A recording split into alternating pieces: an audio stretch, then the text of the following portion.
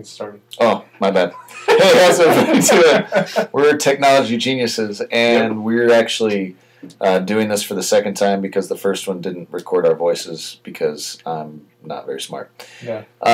Anyway, we're doing a little training. We're going to be doing these every couple weeks. Hopefully every other week we'll do some basic training. This one is all about, this next series we're going to go through for these video trainings is Student Ministry 101. And so this week's topic is being with students. And so we've got 3 things that we're going to go through that we feel like, hey, this is being with students 101 basics. Very important as we relate relationally. Mm-hmm. Relate relationally. Spending time. Right. Specifically. Yeah, with students. Awesome. So, Jared, if you were, I don't know, say a high school leader, and you were to describe one of these 3, what is one that you would say is important? Well, just off the top of my head and not rehearsed or written down in front of me, I would probably come up with something like spending time with the student before and after the event, the specific group time. For Wednesdays, for example, it would be even maybe before the night starts, during the hangout time, before the lesson, and after the lesson and stuff. Sweet.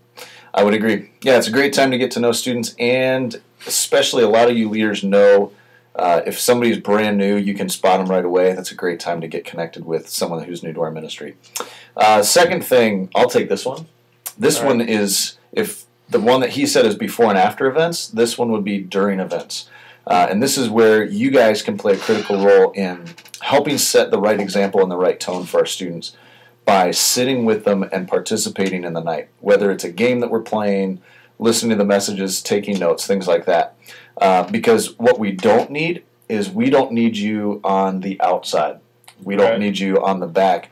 As I call it, the horseshoe of power that keeps all the students in. I'm not worried that one day all of our students are going to make a mad rush for the exit. So we don't really need you there. We need you in with the students. And Jared, you've got a pretty good way to make sure, am I in the right place or not? Right, yeah. A great rule of thumb, it's not hard to remember, is if you have a student sitting to the left of you and a student sitting to the right of you, at least that, also maybe even behind you and in front of you, then you're probably with the students. The odds are good that's where you're at, and that's where you should be in case they have a question or in case they're talking and you need to remind them to, be quiet. That's right. Not that our students ever talk too much or anything like that, but they're perfect. They are perfect. To God, not to us. Okay, so so then the last one then is, if we're going to be with students before and after the event, during the event, another great place for us to be with the students is during the week. And that's something as simple as going to events and things that they're in. But sometimes it doesn't even take that much. Sometimes it's simply you contacting them during the week, whether it's Facebook, text messages, what else is there? Snail mail, email.